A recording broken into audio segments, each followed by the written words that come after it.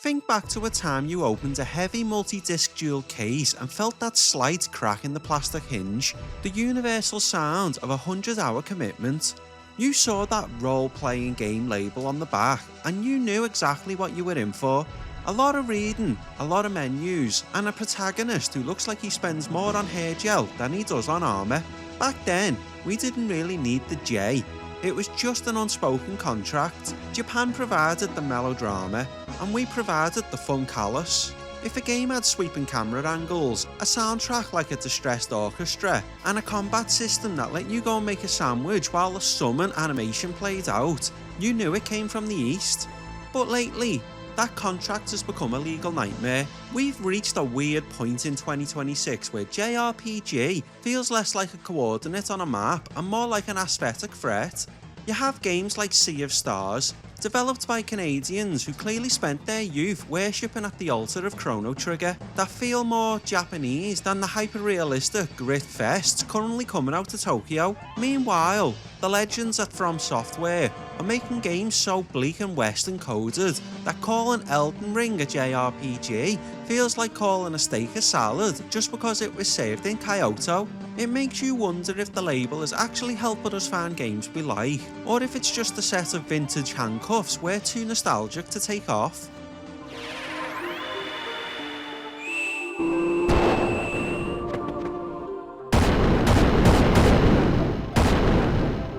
The PlayStation didn't just host RPGs, it transformed them into a global language. Before the PlayStation 1, RPGs were the nerd's nerd genre, the kind of thing you played in a basement while wearing a wizard hat and doing math on a calculator, but Sony changed the optics. They took the genre out of the shadows and put it under the stadium lights, making turn-based menus feel as high octane as a summer blockbuster. This was the era where the Japanese style became the gold standard for cinematic storytelling, pushing the hardware to its absolute limit to deliver experiences that felt bigger than the consoles themselves. As we dig through the history of the genre, we're looking at more than just stats and random encounters. We're looking at the cultural shift that redefined what cool looked like in the 90s. The PS1 was the moment where the J in JRPG became synonymous with prestige. But as the industry evolved, that same label started to carry a different weight, sometimes a badge of honour, sometimes a box that developers have been trying to break out of for decades. To see where the genre is heading in 2026, we have to understand the DNA of the classics that defined it right here on the original PlayStation. We're gonna look at why we love these games, why we sometimes hate them, and why we're still arguing about their name 30 years later.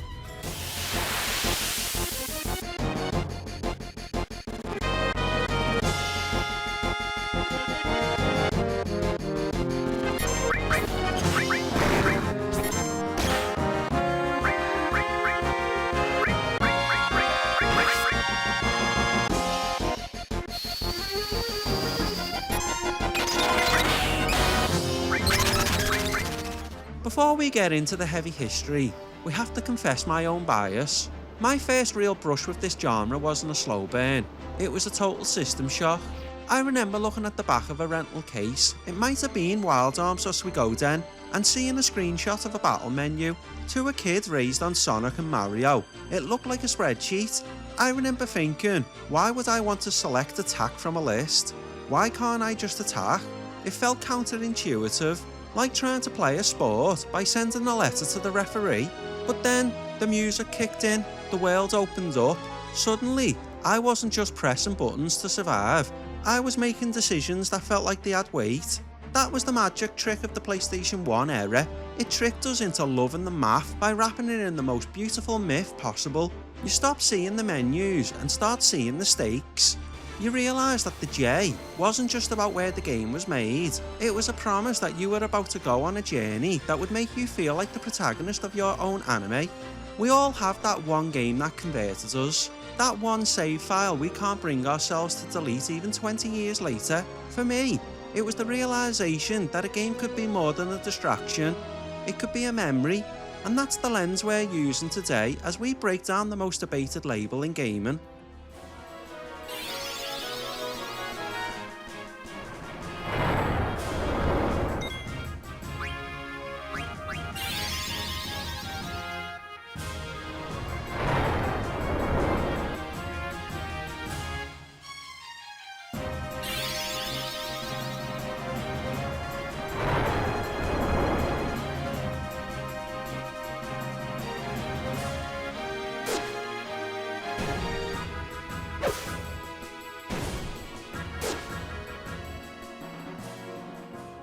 To understand why Western RPGs feel like they were built in a different lab, you have to go back to the tabletop.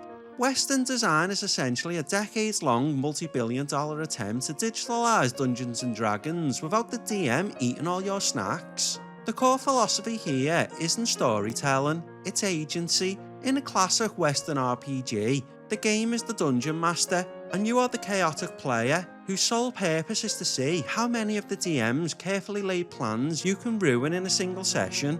This is why, even back in the PS1 days, with games like Kingsfield, From Software's early clunky first-person fever dream, the focus was entirely on the avatar.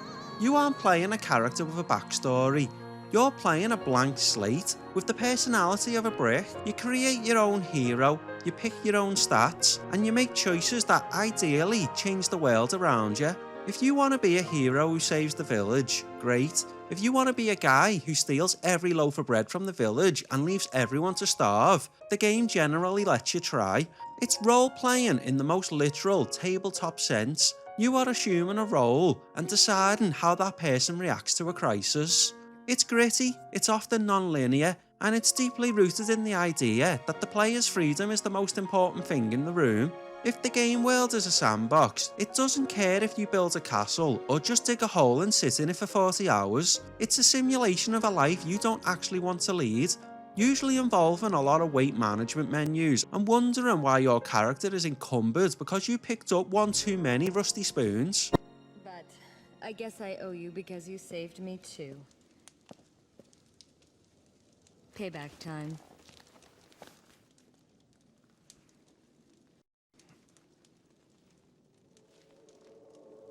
Shut up. Keep it down. Japanese RPGs took a very different, much more stylish fork in the road. While they were originally inspired by early Western PC games like Wizardry and Ultima, they realised that they didn't want to simulate a boring tabletop session, they wanted to simulate an epic manga.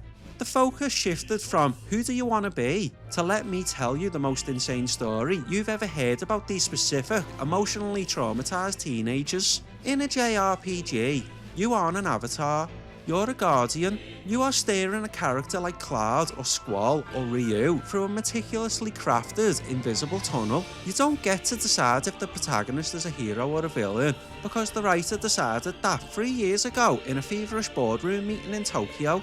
You are there to witness their growth, not to dictate it. This trade-off, losing personal agency for the narrative depth, is what allowed JRPGs to tackle themes that Western games wouldn't touch with a 10-foot pole for decades. We're talking existentialism, environmental collapse, the death of a god, and the heavy burden of destiny, all wrapped in a package that includes a talking cat and a minigame about breeding giant birds. The role-playing here is more like being an actor in a high-stakes play. You don't write the lines, but you're responsible for winning the battles and mastering the complex, often Byzantine systems that move the plot forward. It's a curated experience designed to make you feel exactly what the creator wants you to feel at exactly the right time. When a character dies in a JRPG, it's a scripted tragedy that breaks your heart. When a character dies in a WRPG, it's usually because you accidentally walked into a high-level area or forgot to pack enough health potions. The JRPG is about myth, while the WRPG is about the math.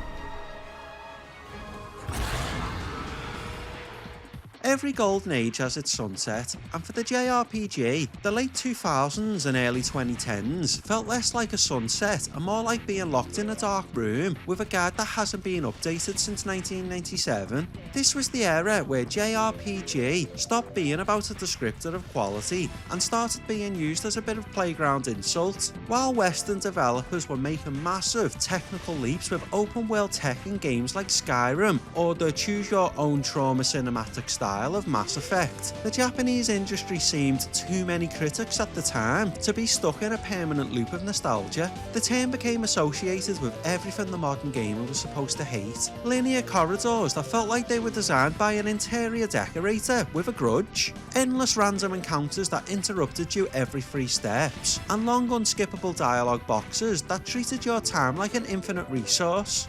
There was this condescending narrative in the gaming press that Japanese design had fallen behind. We saw legendary studios panicking, trying to westernise their own games by adding grit, guns and brown filters, often losing the weird, vibrant soul of their series in the process. It was a defensive, awkward decade where the J prefix felt like a quarantine zone. It kept these games separated from the AAA blockbusters, treating them like a niche hobby for people who still had posters of Sephiroth on their walls. For a few years there, it felt like the genre was a ghost of the PlayStation 1 glory days, wandering around a world that suddenly valued go anywhere, do anything, over sit down, shut up and listen to this 40-minute cutscene about fate.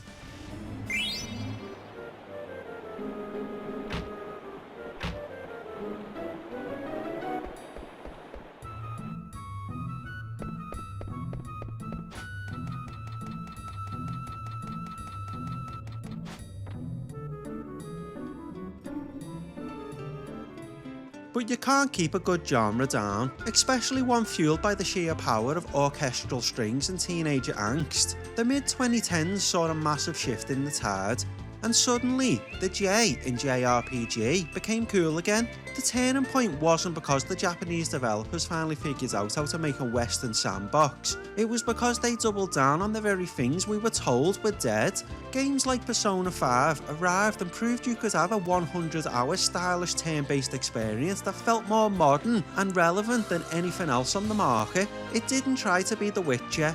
It leaned into its menus, its jazz, and its specific Japanese setting. Suddenly, linear wasn't a bad word anymore, it was focused. Players realised they missed that curated high-emotion experience. We saw games like Nier Automata use the medium to tell stories so experimental and philosophical that they made traditional Western branching narratives look safe and predictable. The Renaissance happened because the industry remembered that the J stood for a specific type of creative fearlessness. It reclaimed its identity, proving that its core DNA, the party dynamics, the complex systems, and the unashamed melodrama wasn't a relic of the PlayStation 1, it was a timeless way to experience a story.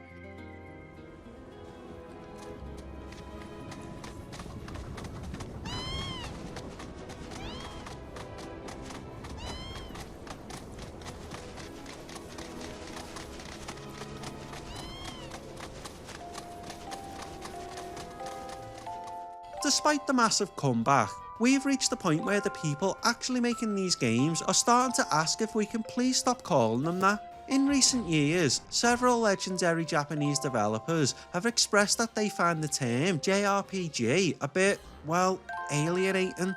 Naoki Yoshida, the man credited with saving Final Fantasy XIV, famously pointed out that for developers in Japan, they aren't setting out to make a JRPG, they're just making an RPG. To them, the label can feel like a way of othering their work.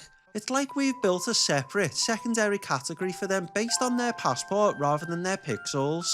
It's a valid point to ponder. We don't call The Witcher a polished RPG every time we discuss its mechanics. And we don't refer to Grand Theft Auto as a British Isles crime simulator. By insisting on the J, are we genuinely celebrating the cultural heritage of the design? Or are we unintentionally putting a wall that says this is for a very specific audience? This debate is the smoking gun of the modern identity crisis. It's a clash between the fans' nostalgic love for a specific style and the creators' desire to be seen as makers of world-class art without a geographic asterisk attached. It's a conversation that started on the forums and has finally made its way into the boardrooms of Tokyo, and it's changing how these games are marketed to us in 2026.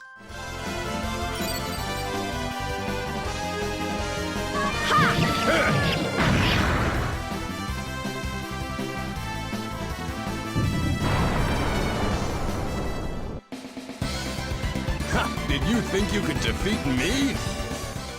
We've reached the point where JRPG is less of a zip code and more of a state of mind, or perhaps just a very specific art style. If you look at something like Sea of Stars, developed by Sabotage Studios in Quebec, it's impossible to call it anything else. It has a turn combat system, the colourful pixel art, and that specific wide-eyed sense of wonder that defined 1995. It was made in Canada, but its soul was clearly forged in a Super Famicom. On the flip side, you have Dragon's Dogma 2, a game made by Capcom in Japan that leans so heavily into Western high fantasy tropes and physics-based action that it feels more like a cousin to Elder Scrolls than Dragon's Quest. This is where the term starts to fold in on itself like a poorly made piece of origami. If a developer in Paris makes a game about a group of teenagers saving the world from a cosmic god through tactical menu combat and emotional support, is it a JRPG?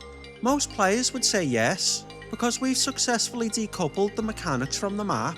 We use JRPG as a shorthand for a specific vibe, a core party, a deep story, and a level of menu design madness where the options screen has its own soundtrack. It's become a genre that anyone can participate in, regardless of what their passport says. The J has transitioned from a mark of origin to a stylistic manifesto. It's like champagne. The French might get protective about the name, but at the end of the day, if it's bubbly and makes you feel fancy, you know what you're drinking. We're seeing a world where a kid in Brazil can make a JRPG that captures the magic of the PlayStation 1 better than a 100-man team from Shinjuku, and that's a beautiful, confusing mess that makes the old geographic labels feel like they're written in a pencil.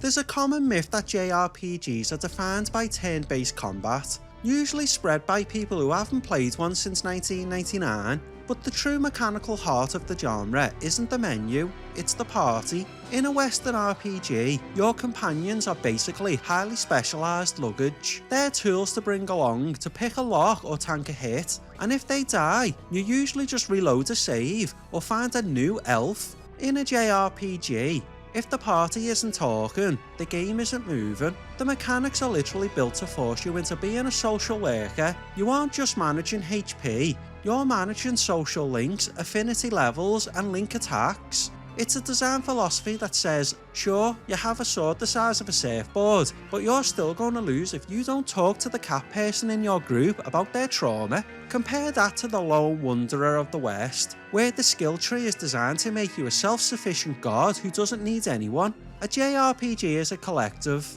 It's the only genre where the power of friendship isn't just a plot point, it's a stat multiplier that determines whether or not you get a game over.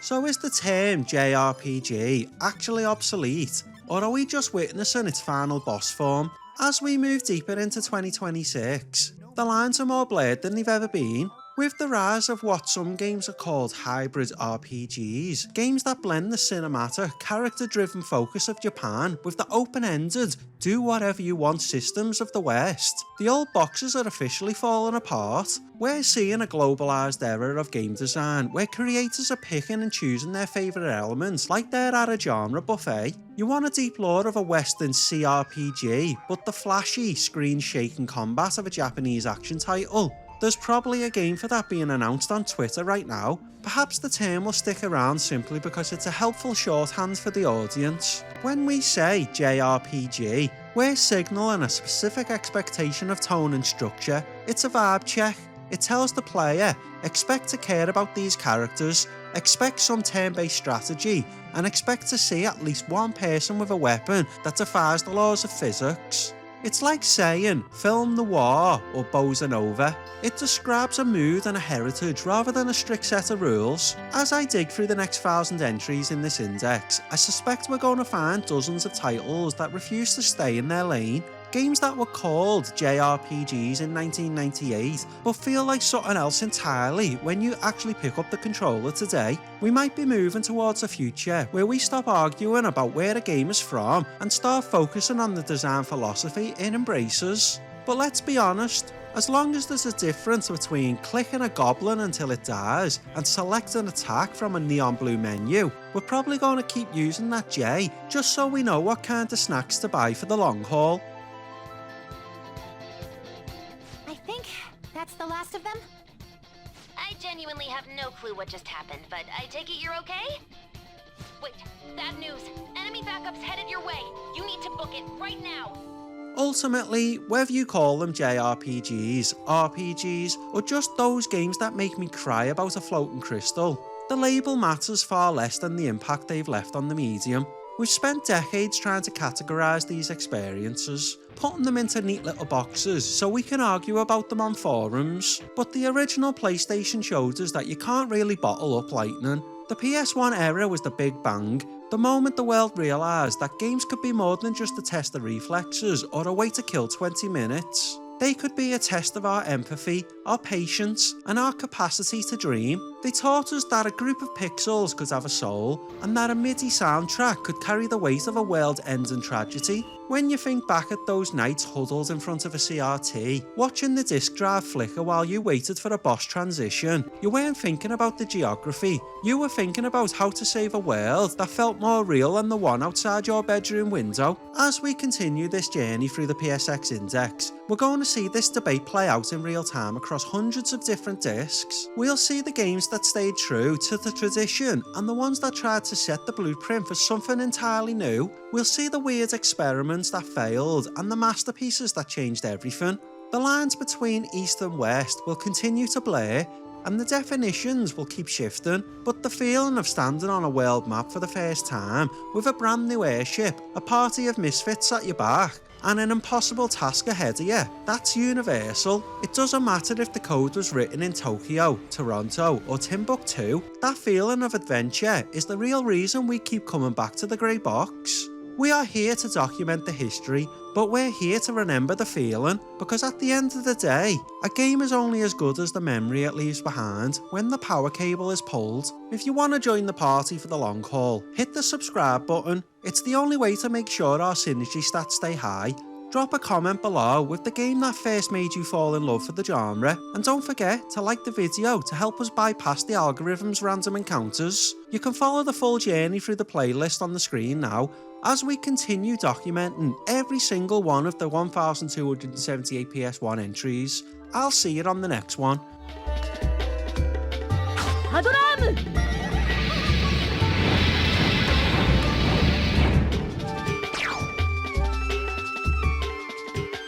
Gadabuda!